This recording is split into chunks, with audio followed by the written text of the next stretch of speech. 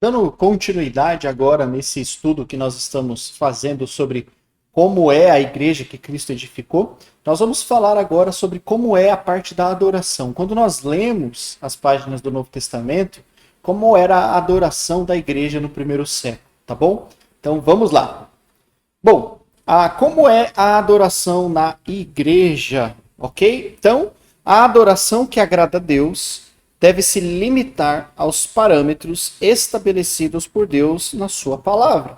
Ele espera que o adoremos a Ele em espírito e em verdade. Ou seja, nós adoramos Deus do jeito que Ele quer ser adorado e não do jeito que nós queremos, tá bom?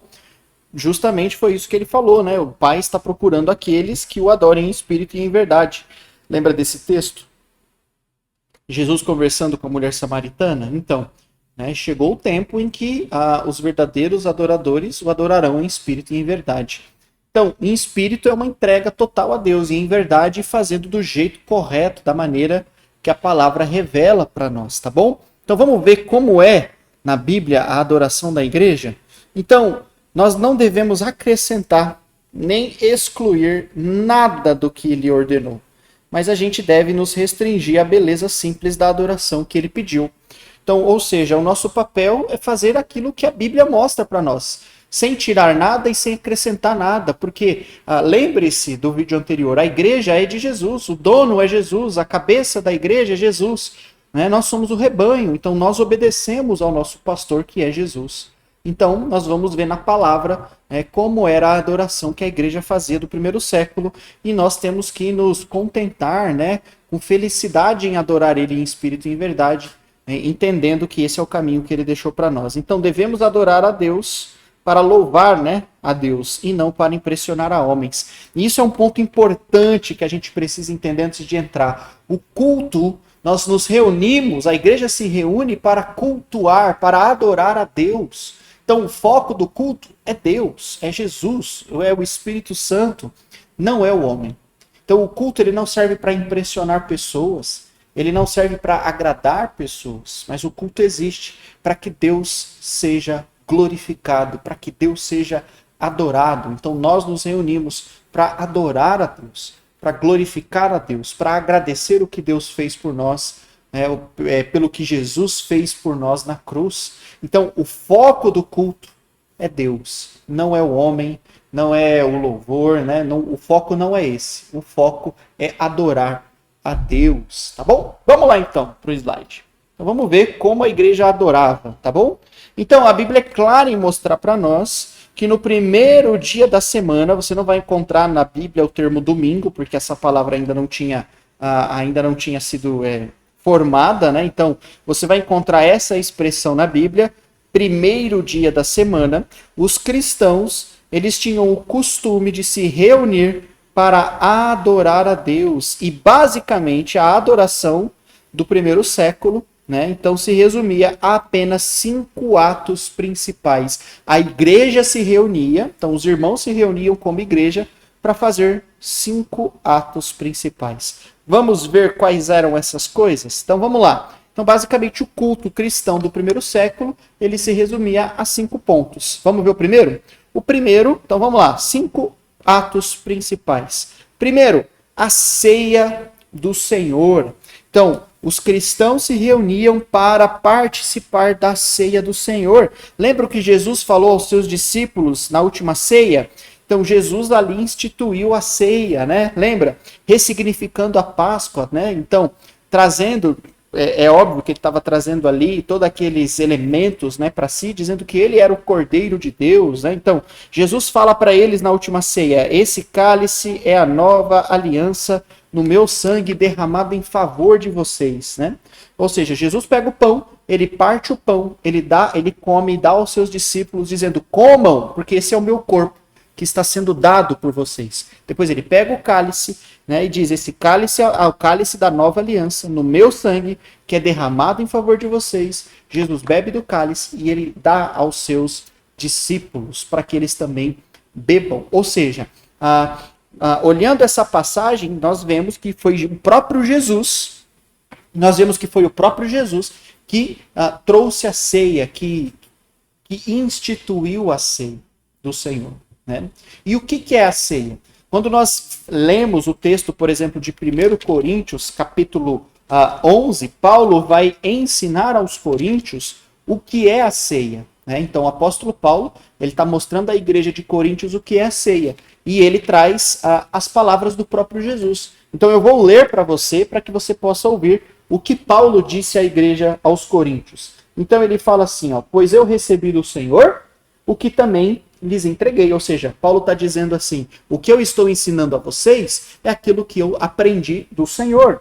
Tá bom? O que Paulo tinha aprendido com o Senhor? Então, ele aprendeu assim, ó, que o Senhor Jesus, na noite em que foi traído, no dia ali da ceia, né? Naquela última ceia para os seus discípulos. Então, na noite em que Jesus foi traído, ele tomou o pão e, tendo dado graças, o partiu e disse, esse é o meu corpo que é dado em favor de vocês. Façam isso em memória de mim. Ou seja, a ceia é para ser feita como uma lembrança, para que possamos nos lembrar de Jesus e do que ele fez por nós. Aí ele continua, da mesma forma, depois da ceia, ele tomou o cálice e disse, esse cálice é a nova aliança no meu sangue.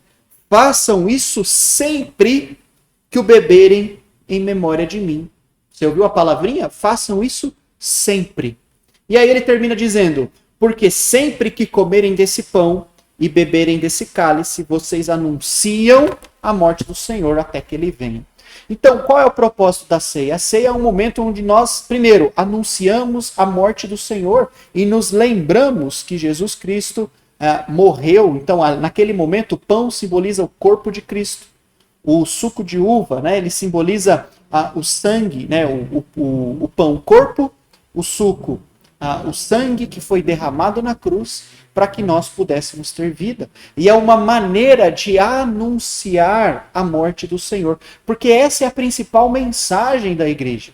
A igreja existe porque Jesus morreu na cruz e com o seu sangue ele comprou a igreja. A igreja passou a existir por causa do que Jesus fez na cruz por nós. Né? Faz sentido? Então, por isso, os cristãos eles faziam a ceia sempre. Você pode ler, por exemplo, os primeiros relatos dos pais da igreja, como Justino Mártir, no seu livro A Primeira Apologia, no capítulo 67, onde ele vai trazer a importância da ceia na adoração do culto cristão, mostrando que eles faziam isso com muita frequência. Então, ou seja, a ceia é parte elementar do culto. A igreja se reúne basicamente para lembrar da morte, do sepultamento e da ressurreição de Cristo. Como isso é feito? No momento da ceia. Então a ceia ela precisa ser feita todo o primeiro dia da semana. A ceia precisa ser feita sempre, como o apóstolo Paulo ensinou aqui. É triste saber que em alguns lugares, algumas pessoas, algumas denominações fazem a ceia uma vez ao mês, uma vez ao ano, né? Então é triste saber disso, porque a ceia é o momento onde nós lembramos a morte do Senhor. Então, você lê a Bíblia e você vê ali a história da igreja ali primitiva e também dos primeiros cristãos e dos primeiros pais da igreja, e você vai ler, você vai estudar e você vai ver o quanto a ceia é importante, e eles faziam sempre para poder lembrar, porque é essa maneira que Jesus deixou para que a gente lembrasse dele, lembrasse da sua morte e principalmente anunciasse a morte dele até que ele retorne para nos buscar, tá bom? Então a primeira coisa que a igreja fazia era a ceia. Vamos ver o segundo? Diz assim. Então a primeira coisa era a ceia. A segunda coisa era a oferta. A igreja se reunia para ofertar. Diz lá em 1 Coríntios 16, 1-4, quanto à coleta, no primeiro dia da semana, cada um separe uma quantia, e aí Paulo vai continuar o ensinamento e vai dizer que cada um separe uma quantia, que cada um oferte generosamente, não por necessidade, porque Deus ama com alegria. Ou seja, a igreja se reunia também para ofertar.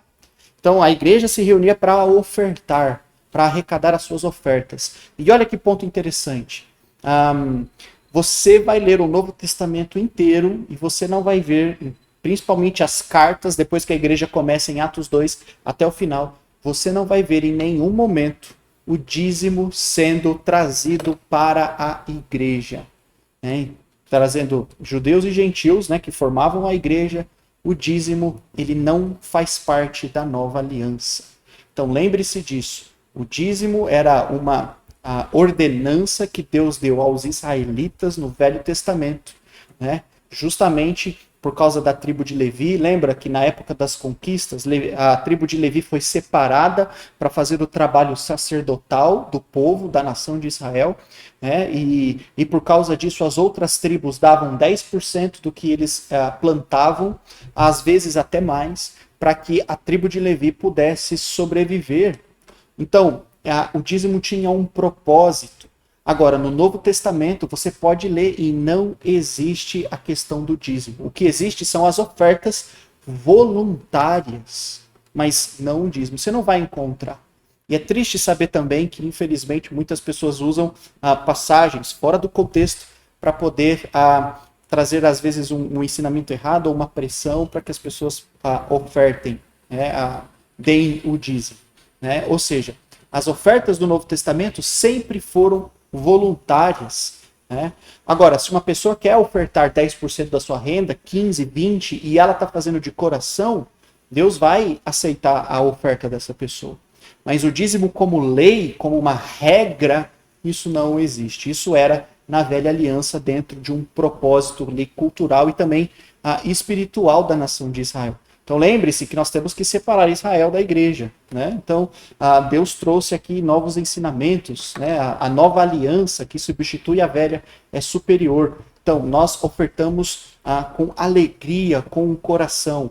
E aí é um compromisso que você faz com Deus pessoal. Ninguém tem direito de dizer para você quanto você tem que ofertar. Isso é algo que precisa partir do seu coração, tá bom? Depois a gente pode gravar mais vídeos explicando com mais detalhes aí a questão das ofertas e dos dízimos. Mas já fica aqui que no Novo Testamento a única coisa que nós encontramos são as ofertas voluntárias que os cristãos faziam. E essas ofertas eram para ajudar os necessitados, era para fazer as missões. Paulo arrecadava ofertas e levava, e também ajuda aos necessitados. Então basicamente era para isso que as ofertas existiam, tá bom? Vamos lá para o próximo ponto. O terceiro ponto é a adoração da igreja. A igreja se reunia para cantar. Então eles faziam a ceia, eles faziam as suas ofertas, coletavam as ofertas, e eles também se reuniam para cantar. Olha que interessante, né? O texto aqui de Efésios, Paulo escrevendo aqui aos Efésios, falando entre si com salmos, hinos e cânticos espirituais, cantando e louvando de coração ao Senhor.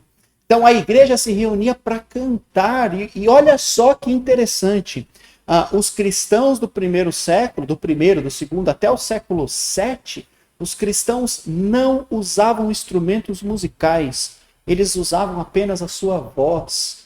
Porque o que nós encontramos no Novo Testamento é somente a ordem, né, o mandamento de cantar. Então eles não usavam instrumentos musicais. O instrumento musical ele foi colocado dentro, né, da igreja pelo Papa Vitalino no ano 657.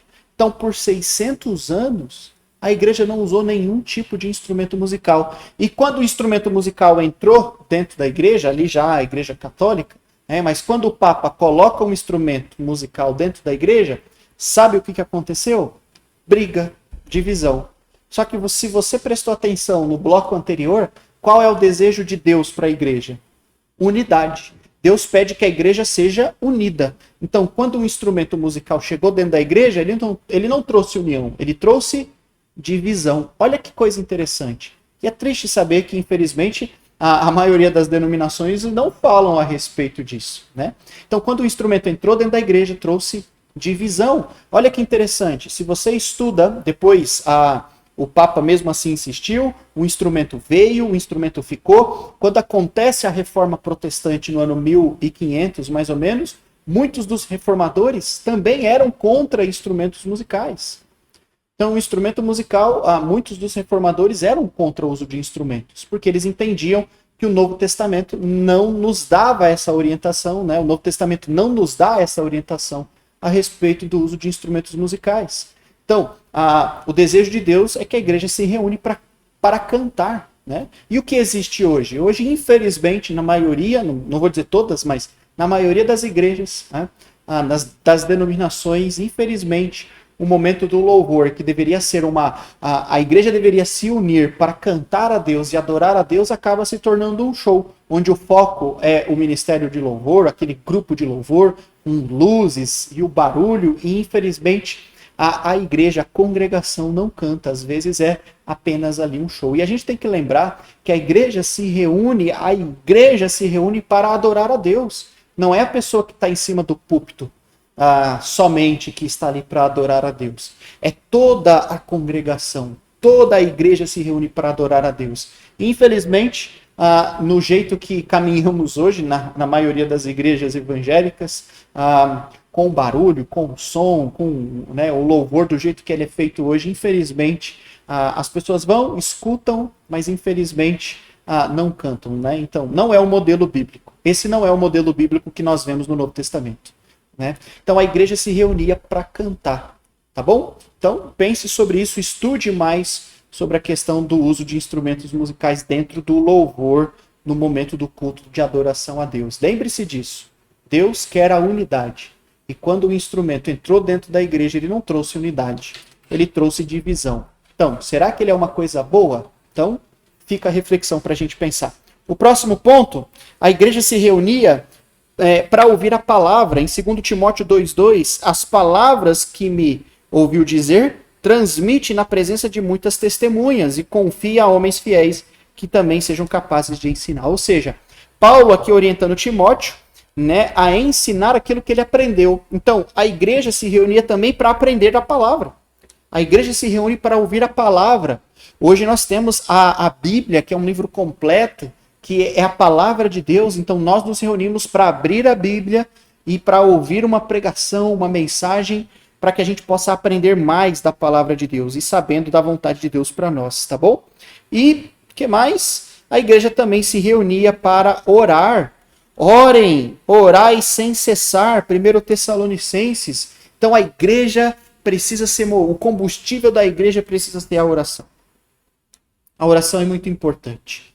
A oração é um momento sublime, onde os cristãos se reúnem para levar diante de Deus os seus pedidos, confessar a Deus os seus pecados e buscar a orientação dos céus. Orem sem cessar. Então, basicamente, esses são os 5 pontos, os 5 atos principais que a igreja do primeiro século fazia nesse culto simples, mas feito com todo o coração a Deus, e esse é o culto que Deus aceita.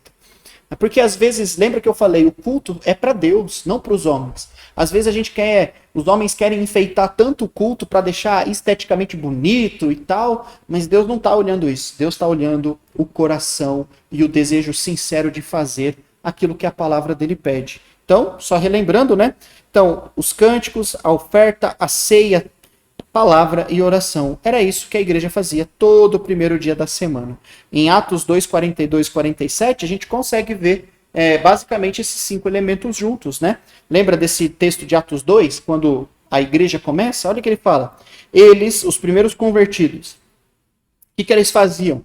Eles se dedicavam ao ensino, acabamos de falar do ensino dos apóstolos, à comunhão, ao partir do pão, às orações, vendiam suas propriedades e distribuíam oferta conforme a sua necessidade, louvando a Deus, né? Louvando a Deus. Então esse era o culto simples que a igreja fazia no primeiro século. E a gente precisa pensar sobre isso. Então, o culto que agrada a Deus é onde Jesus é o centro e onde nós fazemos exatamente aquilo que ele pediu para nós na sua palavra, tá bom? Para a gente terminar esse bloco, nós vamos responder essa pergunta. Então, a igreja existe. Qual o propósito da igreja? Qual a missão da igreja que Cristo edificou? Qual é a missão da igreja? Né? Então, basicamente, são 3 pontos. Primeiro, o propósito da igreja é salvar os perdidos. Lembra o que Jesus falou para eles? Depois de ressuscitado, vão, preguem o evangelho a toda criatura, a todas as pessoas, e quem crer e for batizado será salvo. Em 1 Timóteo 2, né, Deus que deseja que todos os homens sejam salvos. Lucas 19, pois o Filho do Homem veio buscar e salvar o que estava perdido. Então a igreja é o corpo de Cristo no mundo e a missão que nós temos é levar essa mensagem para todas as pessoas. Então nós precisamos pregar o evangelho, pregar a mensagem de Jesus, pregar Cristo ressuscitado para as pessoas, porque isso pode trazer salvação para os perdidos, tá bom? O segundo propósito da igreja, a missão da igreja, é edificar os salvos. Então Efésios 4,16 diz, dele todo o corpo ajustado e unido pelo auxílio de todas as juntas cresce e edifica-se a si mesmo em amor, na medida em que cada parte realiza a sua função. Então a igreja também existe para edificar os salvos, ou seja, dentro da igreja nós nos relacionamos uns com os outros. E esse relacionamento é importante para que a gente possa ajudar um ao outro na nossa caminhada cristã. Nos momentos difíceis, nos momentos bons, nos momentos de perseverança. Então, a igreja existe para edificar os salvos, animar os salvos a permanecer no caminho. E por fim, né, nós temos aí a terceira missão da igreja, que é glorificar a Deus. Então, nós existimos para glorificar a Deus. Em 1 Coríntios 10:31, Paulo diz, assim, quer vocês comam, quer vocês bebam, ou façam qualquer coisa, façam tudo para a glória de Deus. Esse é o propósito principal da igreja, fazer tudo para a glória de Deus. Em 1 Pedro, Pedro vai dizer, olha, se alguém fala, faça-o como alguém que transmite a palavra de Deus. Se alguém serve, faça com a força que Deus provê. De forma que em todas as coisas Deus seja glorificado mediante Jesus, a quem sejam glória e poder para todo sempre. Amém. Então, a igreja existe para glorificar a Deus.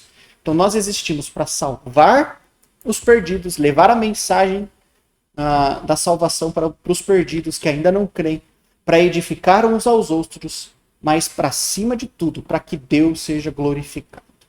Então, pense sobre isso, né? Então, o culto serve para glorificar a Deus, né?